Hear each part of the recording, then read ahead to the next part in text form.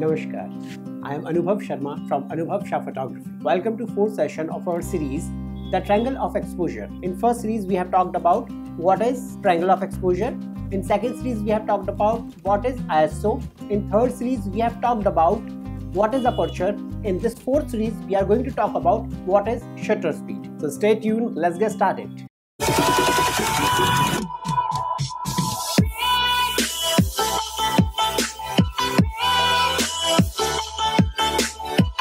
तो triangle of exposure की जब भी हम बात करते हैं तो उस ट्रायंगल के तीन हिस्से होते हैं, ISO, aperture and shutter speed. ISO और अपर्चर के लिए डेडिकेटेड वीडियोस ऑलरेडी हम डिजाइन कर चुके हैं, उनका लिंक आपको डिस्क्रिप्शन में मिल जाएगा। So it will be highly advisable if you go through with those 3 videos first before moving further and then you can come back to this series. सो उससे आपको ये जानकारी मिलेगी कि आईएसओ और अपर्चर होते क्या है। सो इस सीरीज में हम बात करेंगे शटर स्पीड की। शटर स्पीड को अगर हम नॉर्मल भाषा में समझें तो शटर है क्या? हमने देखा है दुकानों का शटर होता है, तो shutter is that same phenomena. अब इस शटर का रोल क्या होता है कैमरा में?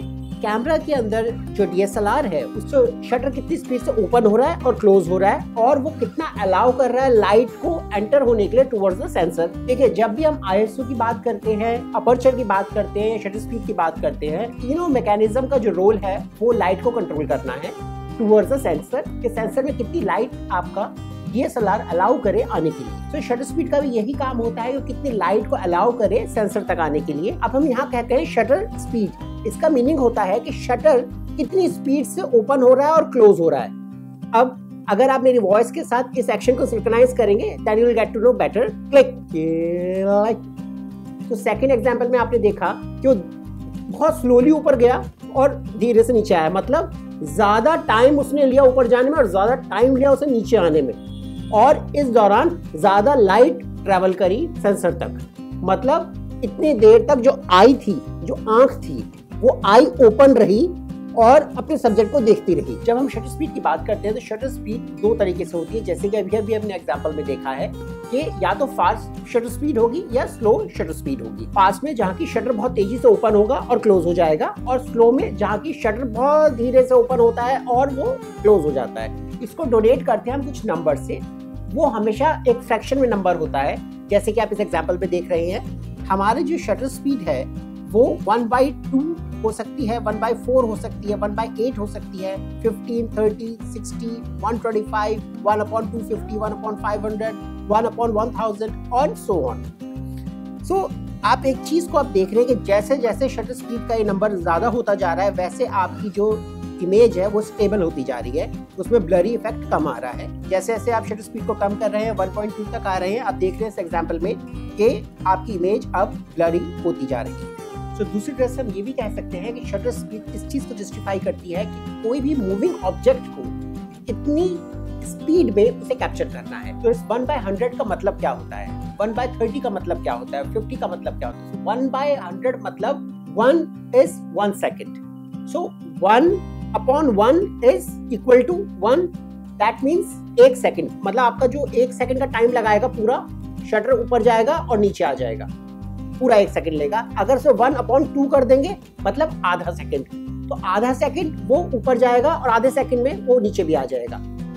अब 1/50 हम कर देते हैं तो मतलब 1 सेकंड का 50वां हिस्सा, 50th पोर्शन ऑफ 1 सेकंड वो ऊपर जाएगा और नीचे भी आ जाएगा उतनी जल्दी। तो ऐसे ही अगर हम बात करते हैं 1/1000 की, तो इसका मतलब कि 1000वें हिस्सा इसका 1 सेकंड का, इतनी जल्दी वो ऊपर जाएगा और नीचे भी आएगा। जितना जल्दी ये ऊपर जाएगा और नीचे आएगा उतनी तेजी से ये मोशन को कैप्चर करेगा। तो शटर स्पीड का सबसे बड़ा जो हमारे यूज होता है वो होता है मोशन को हम किस तरह से कैप्चर करना चाहते हैं, बहुत तेजी से मूव होती हुई चीजों को कैप्चर करना चाहते हैं। जैसे कि रेसिंग ट्रैक पे एक रेसिंग कार बहुत तेजी से जा रही है, आप चाहते हैं कि वो एकदम फ्रीज हो जाए, तो आप जितना ज्यादा शटर स्पीड का नंबर रखेंगे वो उतने क्विकली आपकी कैप्चर होगी। सो इन वाइल्ड लाइफ फोटोग्राफी जब भी आप किसी ऐसे एनिमल को कैप्चर कर रहे हैं जो कि बहुत तेजी से मूव कर रहा है, या एक बर्ड है जो कि फ्लाई कर रही है, आप उस मूवमेंट को कैप्चर करना चाहते हैं, दैट फ्लाइंग बर्ड वो तो बहुत तेजी से फ्लाई कर रही है, लेकिन आप चाहते हैं कि वो जो उसकी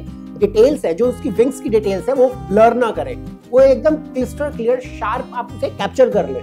तो जो शटर स्पीड है उसको आपको बहुत ज्यादा उसका नंबर को इंक्रीज करना चाहिए, तभी आप उसको एकदम फ्रीज कर लेंगे मोमेंट को, चाहे वो कितनी तेजी से क्यों ना हो। मान सपोज एक चीता बहुत तेजी से भाग रहा है और आप चाहते हैं कि उसको कैप्चर करना, तो जितनी ज्यादा आपकी शटर स्पीड होगी उतना परफेक्टली शार्प इमेज आप कैप्चर कर पाएंगे। सो उस स्पीड मूवमेंट को कैप्चर करने के लिए आप हाई शटर स्पीड का यूज करते हैं। ऐसे ही स्लो शटर स्पीड का यूज करते हैं जब आप लॉन्ग एक्सपोजर फोटोग्राफी करना चाहते हो, जैसे कि इस एग्जांपल में आप देख रहे हैं बर्ड इज फ्लाइंग। तो इस इमेज के अंदर मेरी जो शटर स्पीड है 1/1000 के आसपास है। अगर मैं इसको कम रखता तो ये ब्लर हो जाती, ये मूवमेंट कैप्चर ही नहीं कर पाता मैं। शटर स्पीड अगर मैं ज्यादा रखता हूँ तो उसकी अपनी एक खूबसूरती है। सो इस दूसरी इमेज में आप देख रहे हैं कि मैंने यहाँ रात के समय एक लॉन्ग एक्सपोजर क्रिएट किया है। इसमें मैंने बहुत स्लो शटर स्पीड रखी है which is approximately 3 seconds। मतलब अभी हम बात कर रहे थे 1/1 की, 1/2 की, तो अब मैं 1 से भी ज्यादा कर दिया, मतलब 3 सेकंड तक वो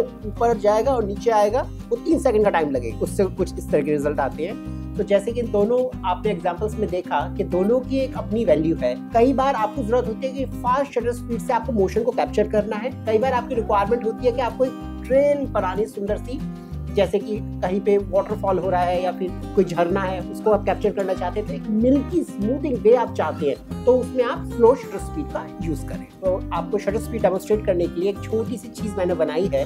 so now it is the magic time. तो आपको ये डेमोन्स्ट्रेट करने के लिए मैंने एक छोटा सा ये एक पेंडुलम टाइप बनाया है, जिससे कि मैं आपको ये चीज दिखा सकता हूँ कि शटर स्पीड तेज या ज्यादा करने से किस तरह से आपके ऑब्जेक्ट पे, आपकी क्वालिटी पे, आपकी पिक्चर पे इफेक्ट आते हैं। तो let's see these examples.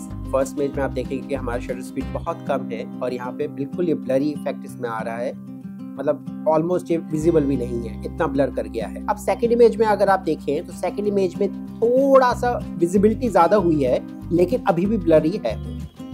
Fourth image में आप देख रहे हैं कि जैसे जैसे हम इससे शटर स्पीड को अब ज्यादा करते जा रहे हैं, अब देखिए हमने इसको और ज्यादा कर दिया। अब जितना भी ये ब्लर हो रहा था, ये ब्लर होना बंद हो गया है और अब आपका जो मूवमेंट है, जो आपका ऑब्जेक्ट है, वो फ्रीज होना स्टार्ट हो गया है। तो अब हम इसे बढ़ाते जा रहे हैं और अब हम आ गए 1/1000 शटर स्पीड तक। और अब आप देखेंगे कि आपका ऑब्जेक्ट ऑलमोस्ट फ्रीज हो चुका है। तो जैसे कि आपने इस एग्जांपल में देखा कि जैसे जैसे आप शटर स्पीड को बढ़ाते जा रहे हैं, वैसे वैसे आपकी क्वालिटी और इम्प्रूव होती जा रही है। आपका जो ऑब्जेक्ट है वो फ्रीज होता जा रहा है, और जैसे जैसे आप स्लो शटर स्पीड कर रहे हैं वैसे वैसे वो एक ब्लरी ट्रेल नजर आ रही है इसमें। तो जैसी भी हमें रिक्वायरमेंट हो सकती है, हो सकता है कि हमें फास्ट मूविंग ऑब्जेक्ट्स को कैप्चर करना हो, जहाँ पे हमें शार्पनेस चाहिए, तब हम बहुत ज्यादा हाई शटर स्पीड को यूज करते हैं, जैसे कि एग्जांपल में हमने देखा है। और जहां हमें चाहिए हो, ऐसी रिक्वायरमेंट हो कि हमें एक बहुत सुंदर एक आर्ट डिजाइन करनी है, लाइट्स को लेकर, किसी भी चीज को लेकर, लॉन्ग एक्सपोजर जिसे हम कहते हैं, तो उस केस के अंदर हम इस तरह के इफेक्ट स्लो शटर स्पीड से अचीव कर सकते हैं। तो और अच्छी तरह समझने के लिए एक छोटा सा एग्जांपल और देखते हैं। देखिए इस एग्जांपल में मैंने ट्राइपॉड पे कैमरा प्लेस कर रखा है और ये आगे से जितने भी ट्रैफिक गुजर रहा है, इसको मैंने पहले स्लो शटर स्पीड में कैप्चर किया है। देखिए किस तरह से इसका इफेक्ट आ रहा है। और जहां मैंने एकदम शटर स्पीड को तेज कर दिया, सब कुछ फ्रीज हो गया मूवमेंट।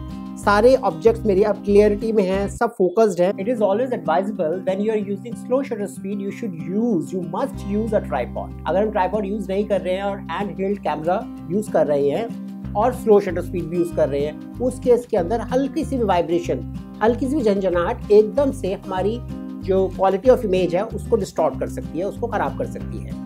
तो हमेशा एडवाइजेबल होता है कि आप ट्राइपॉड हमेशा यूज करें स्लो शटर स्पीड के केस में। लेकिन कई बार ऐसी कंडीशंस भी होती है जहां ट्राइपॉड अवेलेबल नहीं होता या हमारे पास इतना टाइम नहीं होता कि हम ट्राइपॉड को अपने कैमरे से अटैच कर पाए।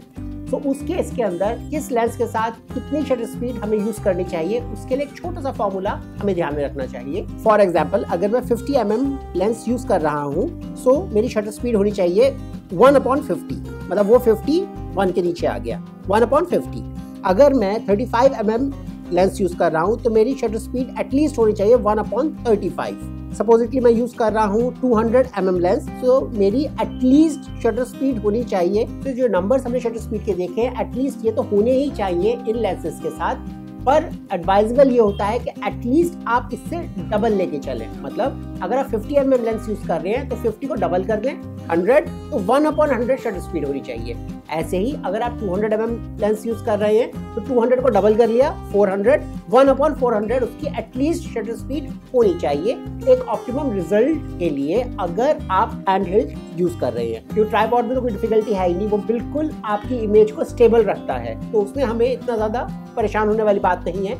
लेकिन अगर हम हाथ में रख रखा है हमने कैमरा, तो उस केस में हल्की सी वाइब्रेशन को हमारा सेंसर नोटिस करके हमारी इमेज को ब्लर कर सकता है। इसी के साथ हमें एक चीज का और ध्यान रखना चाहिए कि जब हम हाई शटर स्पीड यूज कर रहे हैं, हम शटर स्पीड को हाई तो करते जा रहे हैं, मतलब जो हमारा शटर है वो बहुत तेजी से ओपन हो रहा है, बहुत तेजी से क्लोज हो रहा है, मतलब उतनी ही कम लाइट को वो अलाउ कर रहे हैं सेंसर तक आने के लिए, क्योंकि वो उसकी जो आई है, जो उसकी आंख है, वो बहुत कम टाइम के लिए खुली और उसने एकदम बंद कर लिया उसको, तो सेंसर तक बहुत कम लाइट आ पाई। अब शटर स्पीड बढ़ानी भी हमें बहुत जरूरी है, क्योंकि हमें मोशन को कैप्चर करना है। फॉर एग्जांपल, अगर आप मॉर्निंग में बर्ड फोटोग्राफी करने जाते हैं और एक बर्ड फ्लाई करती हुई आपके पास आ रही है and you need to capture that bird, अब आपको शटर स्पीड तो ज्यादा करना ही होगा।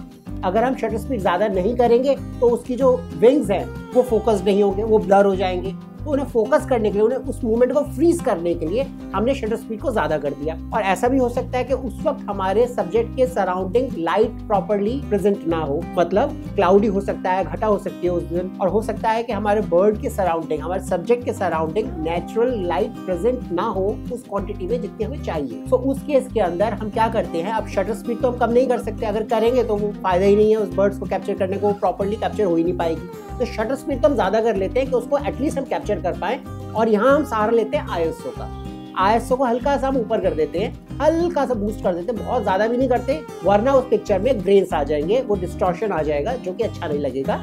सो हम शटर स्पीड तो ज्यादा करते हैं, साथ में ISO को भी ज्यादा कर देते हैं। इन दोनों के कॉम्बिनेशन से एक परफेक्ट पिक्चर हम कैप्चर कर पाते हैं। जो हमारी पिछली सीरीज थी कॉल्ड व्हाट इज अपर्चर, उसमें हमने देखा था कि अपर्चर और ISO दोनों मिलकर एक अच्छी क्वालिटी ऑफ इमेज कैसे प्रोड्यूस करते हैं और कैसे एक दूसरे की मदद करते हैं for any present lighting condition. इस सीरीज में हमने देखा है कि शटर स्पीड और ISO किस तरह से एक दूसरे की मदद करके एक अच्छी क्वालिटी ऑफ इमेज को प्रोड्यूस करते हैं। नेक्स्ट प्रोफेशनल सीरीज में हम ये देखेंगे कि ISO, अपर्चर और शटर स्पीड, ये जो ट्रायंगल ऑफ एक्सपोजर है, ये तीनों एक दूसरे की मदद करते हुए एक्सीलेंट बेस्ट क्वालिटी कैसे अचीव करते हैं। If you have any query related to any topic, please comment down below, and you can go to my website www.anubhavshahphotography.com and you can send personalized message to me. And if you have not subscribed my channel right now, please go and subscribe and hit the bell icon. Happy clicking, happy sharing, and keep smiling. This is Anubhav Sharma from Anubhav Shah Photography. Namaskar.